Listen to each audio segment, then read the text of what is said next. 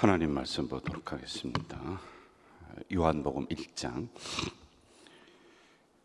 14절부터 18절까지 이렇게 보도록 하겠습니다. 14절부터 18절 합독합니다. 말씀이 육신이 되어 우리 가운데 거하심에 우리가 그의 영광을 보니 아버지의 독생자의 영광이요 은혜와 진리가 충만하더라. 요한이 그에 대하여 증언하여 외쳐 이르되 내가 전에 말하기를 내 뒤에 오시는 이가 나보다 앞선 것은 나보다 먼저 계심이라 한 것이 이 사람을 가리킴이라 하니라. 우리가 다 그의 충만한 데서 받으니 은혜 위에 은혜로라. 율법은 모세로 말미암아 주어진 것이요 은혜와 진리는 예수 그리스도로 말미암아 온 것이라. 본래 하나님을 본 사람이 없으되 아버지 품속에 있는 독생하신 하나님이 나타내셨느니라. 아멘.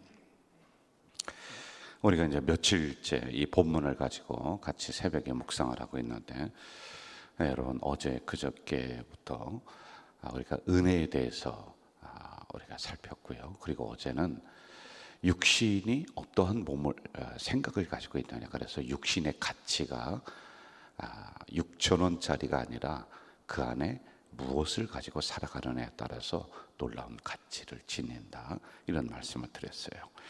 오늘은 이제 한 절 한 절 간단하게 이 부분을 설명을 하고 그리고 함께 기도하는 시간 가질게요. 여러분, 구약 성경 마지막을 보면은 마지막이 뭐죠? 말라기라고 있습니다. 말라기. 그리고 신약 성경으로 넘어오면서는 뭐가 나오죠? 마태복음, 이렇게 나옵니다. 자, 그런데 성경을 보면은 이게 한 장 차이예요. 한 장 넘기면은 마태복음이 나오거든요. 그런데 역사적으로 보면 요 한 장 사이에 400년이 흐릅니다. 400년.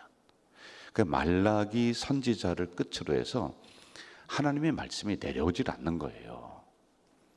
그러니 이스라엘 백성들이 어떻게 생활을 해야 될지, 어떻게 하나님을 믿어야 될지 이게 도대체 모르겠는 거예요. 하나님의 선지자를 통해서 말씀을 주시면서 길을 제시하고 문제가 있을 때 그 문제에 해답을 제시를 해주셨는데 하나님의 음성을 들려주지 않는 거예요. 그래서 이때 시대를 암흑시대라고 그래요. 침묵했다, 암흑시대이다. 그런 캄캄한 시대가 400년 동안 계속 이렇게 되거든요. 그러다가 이제 세례 요한이 탁 나오는 거예요. 400년 만에 나옵니다. 그리고 하는 이야기가 너희들이 회개하라, 이 독사의 자식들, 아주 강하게 말씀을 선포를 한단 말입니다. 그러니 이스라엘 백성들이 기다렸던 선지자, 기다렸던 하나님의 말씀이니까 이 세례 요한에게 사람들이 요단 강가로 막 몰려드는 이러한 연상을 한번 좀 해보세요. 그러면서 이 세례 요한이 이제 예수 그리스도에 대해서 설명을 하고 그분에 대해서 소개를 하는 내용이 15, 16, 17, 18절 이렇게 나오고 있습니다. 15절에 보면은 나를 주목하지 마라, 내 뒤에 오시는 분이 계시는데 그분은 뒤에 있는 분이 아니라 나보다 앞선 분이다. 앞선 분이다. 요거 기억하세요. 앞에 있는 분이다. 그리고 16절에서는 그분은 충만하다. 너희들이 내가 지금 하는 이 말씀에, 하나님 말씀에 아멘하면서 그리고 자신의 심령을 쪼개는 그런 회개를 하는데 이거보다 더 큰 충만이 그분에게는 있다.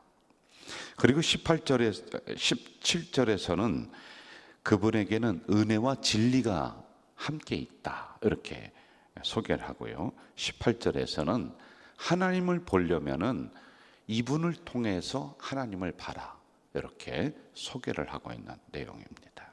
자, 15절로 한번 좀 가봅시다. 15절 시작. 요한이 그에 대하여 증언하여 외쳐 이르되 내가 전에 말하기를 내 뒤에 오시는 이가 나보다 앞선 것은 나보다 먼저 계심이라 한 것이 이 사람을 가리킴이라 하니라. 나보다 먼저 계심이라. 앞선 것은 그분이 나보다 먼저 계심이라 라는 거예요. 여러분, 우리는 예수님을 말씀이라고 해요. 복음, 그게 예수님의 핵심이거든요. 말씀은 뭐예요? 내 길에 빛이 된다고 그래요. 등불이 된다고 그래요. 이 의미는 내가 인생길을 걸어갈 때 캄캄한데 이 말씀이 내 인생길을 이렇게 비춰주는 게 하나님의 말씀이다. 이게 바로 예수 그리스도를 의미하고 있는 거거든요. 이 예수님은 우리의, 여러분의 앞길을 인도하세요. 그래서 예수님이 앞에 가서 모든 문제들을 해결하시고 어둠을 물리치게 하시고 우리는 그 뒤를 따라만 가는 거란 말입니다. 방향을 정해 주시고 어느 때는 예수님이 우리 인생길에 있었던 여러 가지 문제들, 바위들, 높은 산들, 이걸 평지로 만들어주는 이러한 은혜 역사가 있단 말입니다. 이것을 우리는 또 성경에서 이렇게 얘기해요. 동행한다, 동행, 함께한다, 함께하는 분이에요. 그런데 함께 하는데 우리는 예수님보다 앞서서도 안 돼요. 절대 안 됩니다.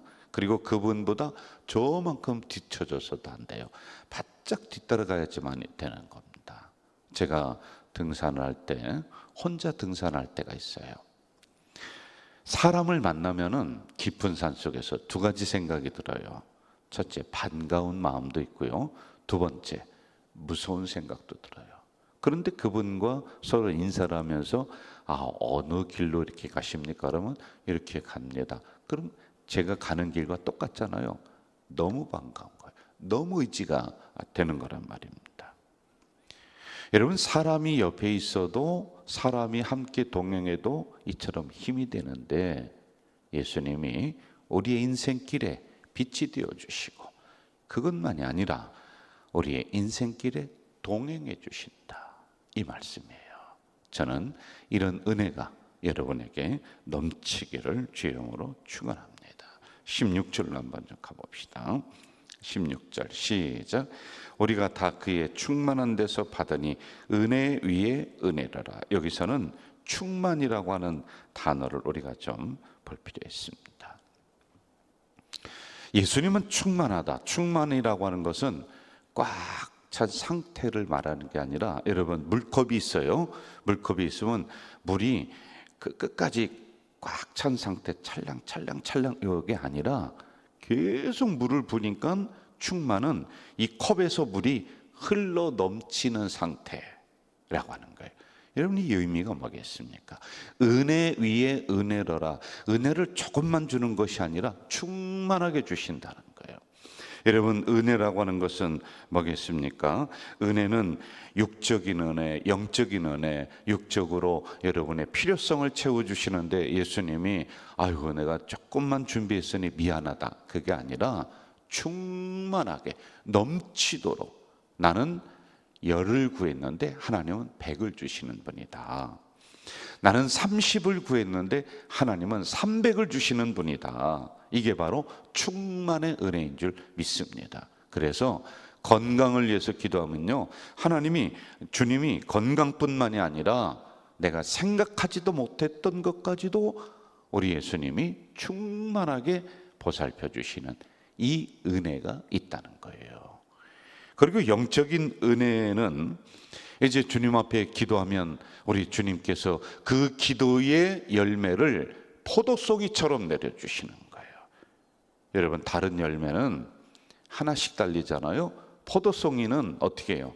그 안에 주렁주렁 맺히는 거예요. 바로 이처럼 충만한 은혜를, 충만한 응답을 우리 성도들에게 주는 줄로 믿습니다. 다윗은 이렇게 고백하죠. 시편 23편에 여호와는 나의 목자시니 내게 부족함이 없다. 부족함이 없는 거예요. 은혜를 주시되 육적인 부분도 넉넉히 주시고 영적인 부분도 넉넉히 주시어서 하나님의 자녀가 되는 권세를 가지고 이 세상을 향해 나갈 때 사람들에게 전전긍긍하며 빌리도록, 뛰어다니지 않도록 하나님이, 우리 주님이 그렇게 만들어 주실 줄 믿습니다.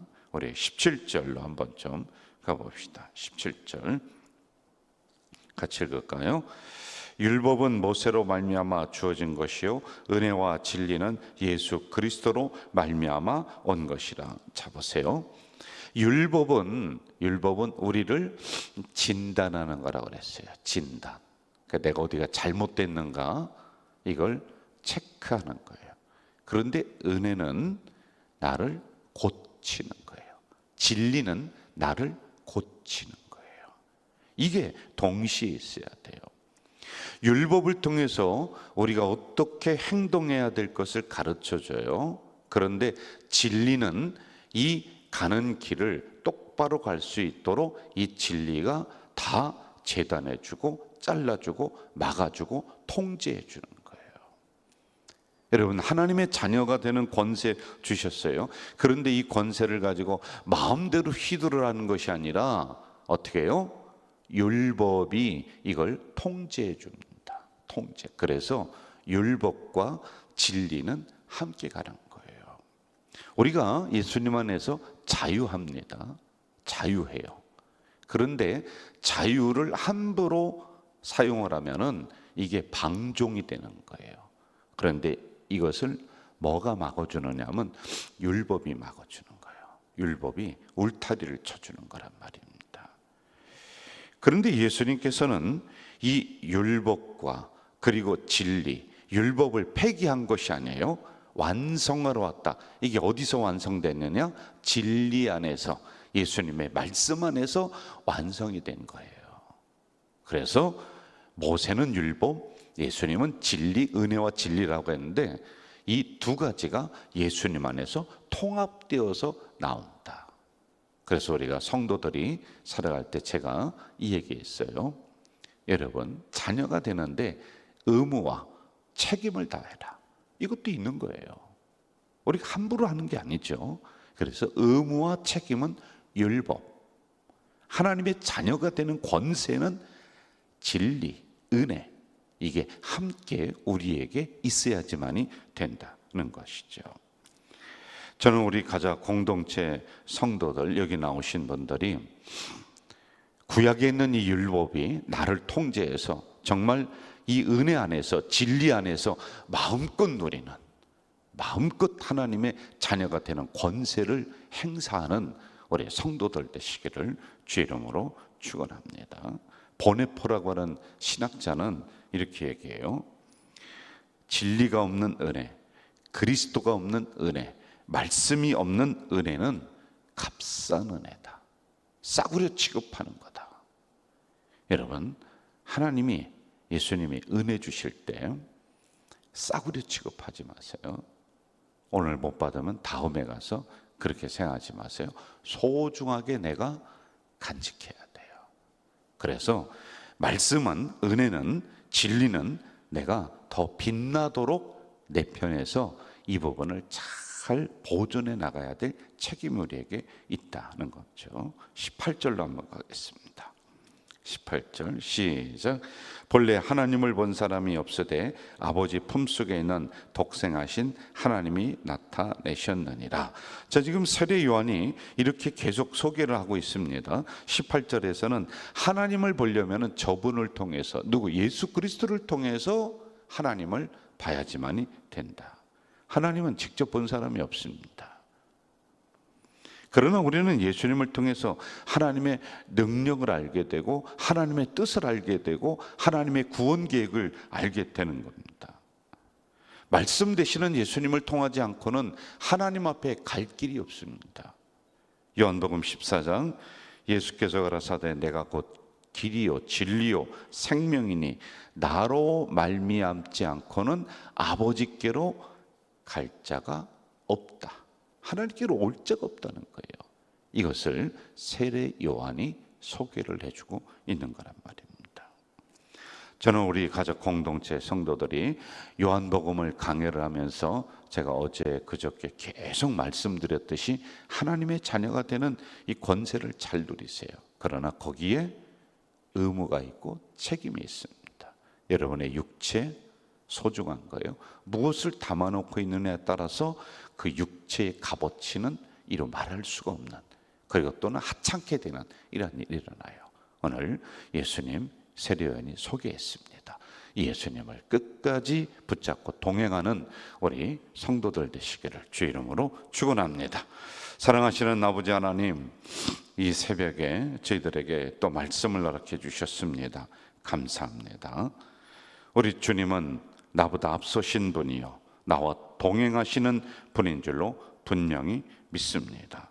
또한 우리 주님은 은혜와 진리가 충만하신 분인 줄 믿사오니 차고 넘치는 은혜, 차고 넘치는 복, 차고 넘치는 응답을 저희들에게 허락해 주시옵소서. 율법이 필요 없는 것이 아니라 율법이 나를 통제한다 하셨사오니 그 안에서 자유롭게 누리며 살아가는 우리가 되도록 도와주시옵소서. 말씀을 통해 하나님을 볼 수 있사오니 말씀 되시는 그 예수님을 깊이 배워나가는, 그래서 하나님의 뜻을 밝히 알아나가는 우리 성도들이 되도록 인도해 주시옵소서. 이 새벽에 저희들의 잠자는 영성을 깨우셔서 이러한 주님을 다시 한번 꼭 붙잡고 이 하루도 동행하며 승리해 나가는 우리 성도들로 만들어 주시옵소서. 예수님의 이름으로 기도하옵나이다. 아멘.